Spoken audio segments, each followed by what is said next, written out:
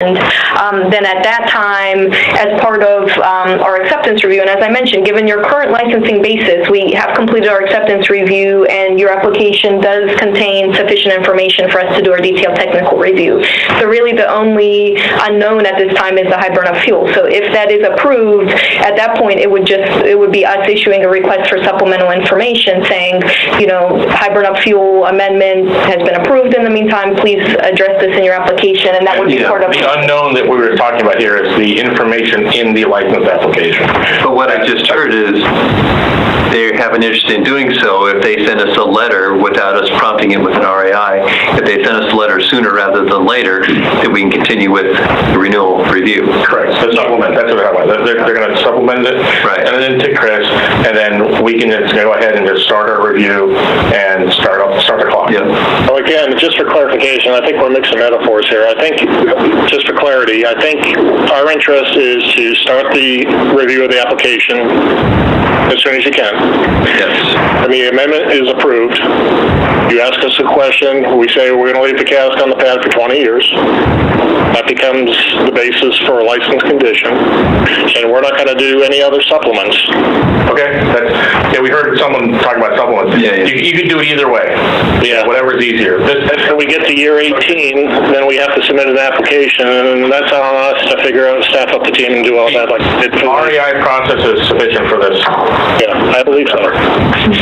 And I apologize. I think I've been using the word supplement very generally, so I apologize for that.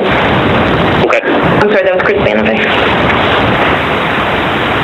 Okay, so I guess the Dominion folks, are there any other thoughts that you have that you'd like to share with us, any other information, or any other questions for the NRC at this time? And I'll give you a second. I know you have a bunch of folks in the room. So that means We'll take that 1 second.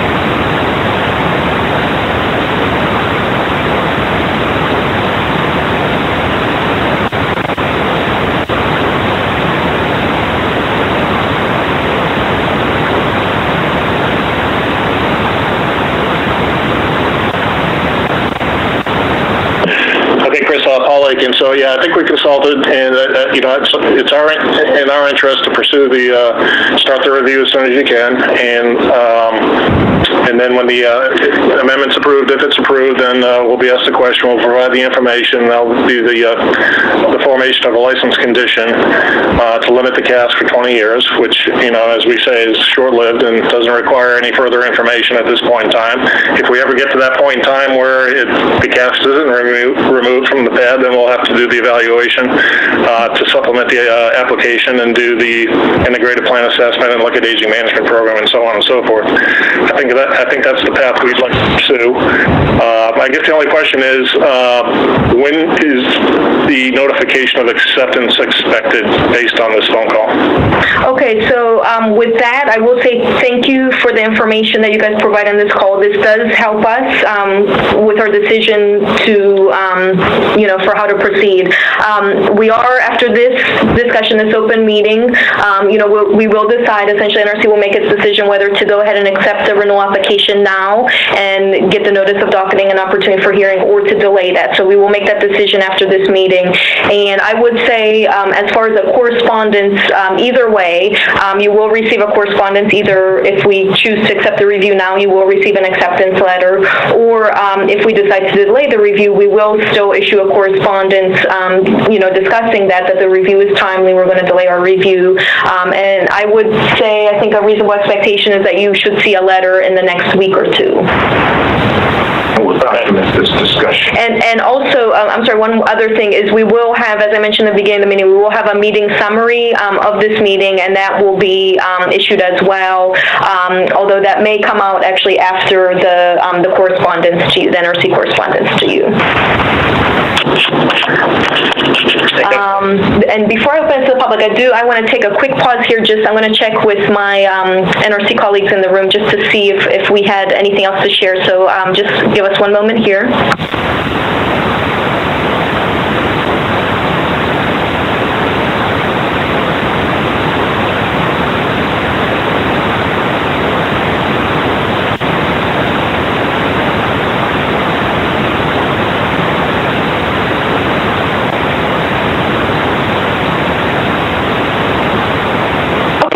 Thank you, guys. We just wanted to check here in the room. I think on our end we don't have any other questions for Dominion, so I do thank you again for the information.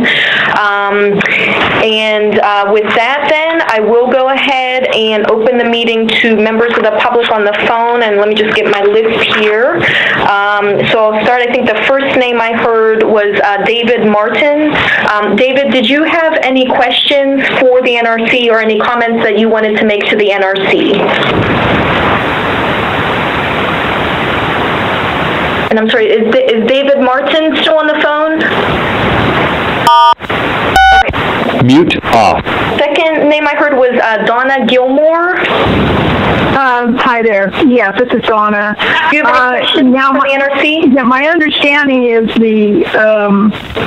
that it's not supposed to be there maybe longer than 20 years, but it seems like there's a lot of dependencies with that assumption, and so I'm concerned that Mute on. Anything else that's gone on, that to assume it's only going to be there 20 years is not a conservative assumption. That's my concern. So is there going to be something in there that indicates where it's going by a certain date, and if it doesn't go there, it just seems like it's optimistic. Yeah, it has to be transported somewhere, right? And so there's a lot of dependencies that. And I think Donna, that concern, I think many folks share that, and that would be the reason for the license condition. Once that, we'll call that expectation, right? That expectation of 20 years. Once that is challenged in any way, it looks like it will be there longer or close to. That's the reason for the license condition. So that would essentially trigger a licensing action by Dominion. So Dominion would need to amend the license to be able to store that cask for a period longer than 20 years. And now what that amendment would entail would be an aging management review and any proposed aging management activities as part of an aging management program for that cask. So that's essentially what that condition is doing. It's sort of providing that backstop, if you will. So once that, if it looks like that storage time will be exceeded, that will trigger a licensing action from Dominion to say, okay, now the expectation has changed. It now looks like it's going to be stored for a longer period of time. Here's my aging management review, and here's the aging management activities we're going to conduct to manage the aging effects on that cask. So that would sort of be the reason for the license condition. But I don't think you're understanding my point. Well, we've got over 2,000 canisters that nobody thought were going to have to stay where they are for 20 years. It would seem that there should be a conservative assumption that there's a chance it could be there. So, what would be the problem in doing the aging management? I would. Are there some technical concerns, or I don't understand why this is? It's really for efficiency. Now, this is Al. there's really no technical concerns whatsoever.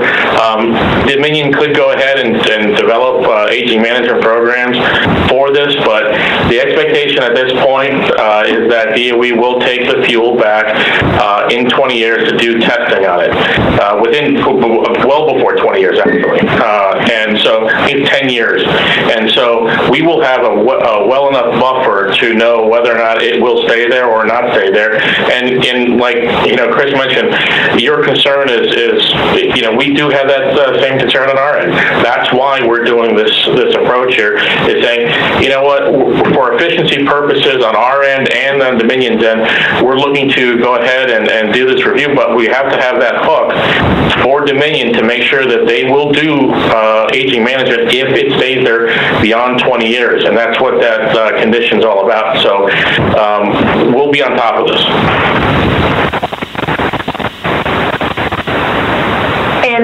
And Donna, did you have any other questions or comments? Well, yeah, I guess Al, when you said you have no technical concerns, does that mean that your expectation is there wouldn't be a problem that it had to stay there longer than 20 years and be subject to aging management, that there's no technical issues with doing that? Is that what you're saying?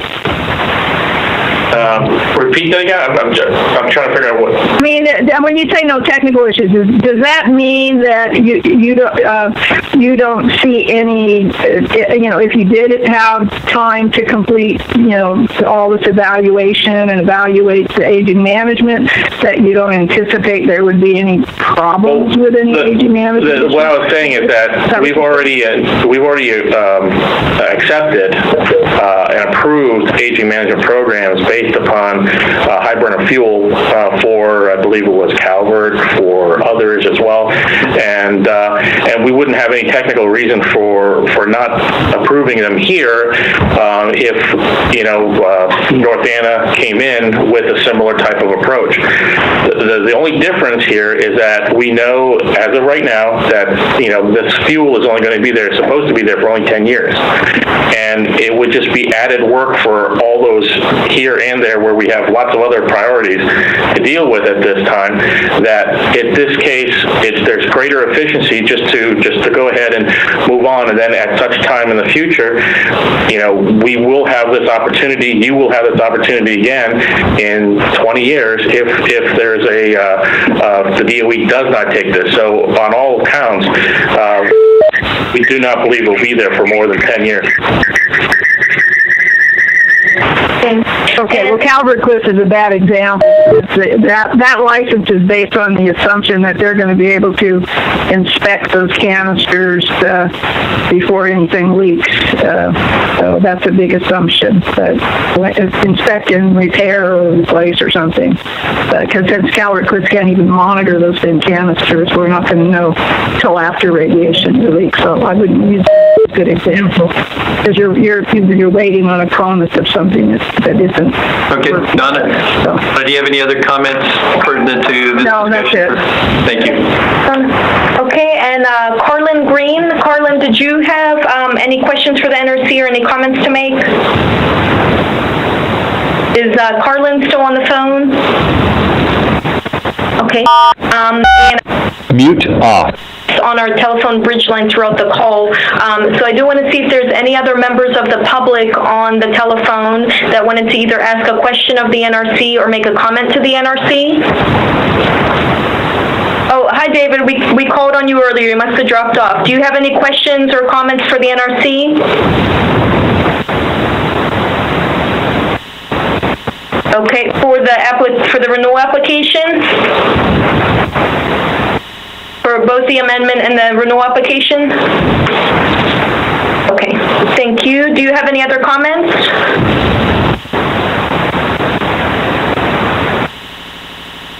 I'm sorry, David, the testing site? What do you mean by that, the testing site?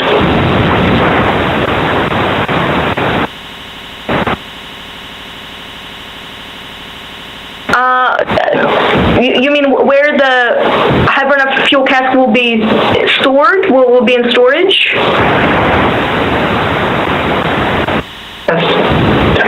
Chris, he's asking where the high burn-up cask will be sent for testing. For the definition of the that fuel? is something that's with DOE and not pertinent to really this license amendment, the license amendment, as well as for the renewal.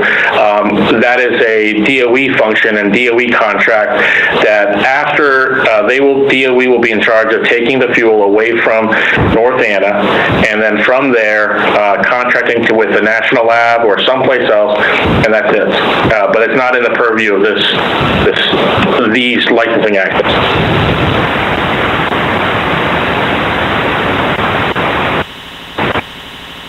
Well, the high burn-up fuel amendment request is for storage of that system on the North Anna ISPC, at the North Anna ISPC.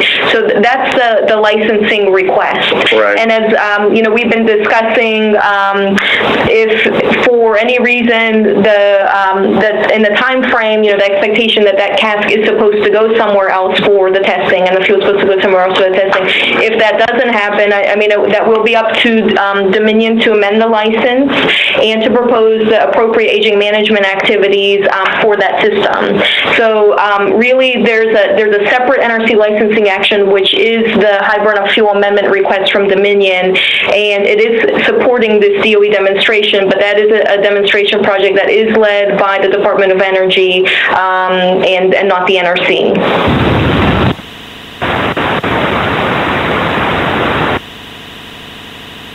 Okay. Thank you for the comment, David. Did you have any other questions or comments?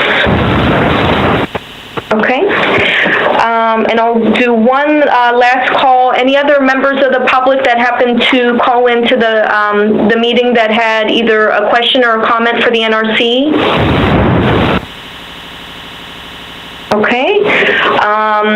With that, we could go to some closing remarks. So I just wanted to thank all the Dominion representatives and, of course, our other folks and members of the public who called in today. We appreciate the information that you provided to us, Dominion, and this will help us make our decision to... David, could you mute your line, please?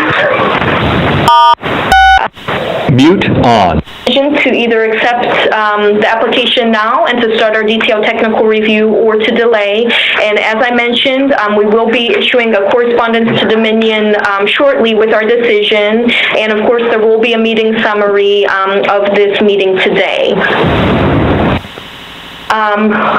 With that, okay, I see nodding heads in the NRC room, so I don't think we had any other remarks, and I want to go ahead and ask Dominion if you had any remarks that you wanted to make before we close our meeting today. I guess not, Chris. Thanks for the opportunity to discuss this. I think it was a good talk. Okay, great. Well, we appreciate the time of everyone there on the phone, and you will be seeing a correspondence from us very shortly here. Thank you. Okay, thank you. The meeting's adjourned. Thank you.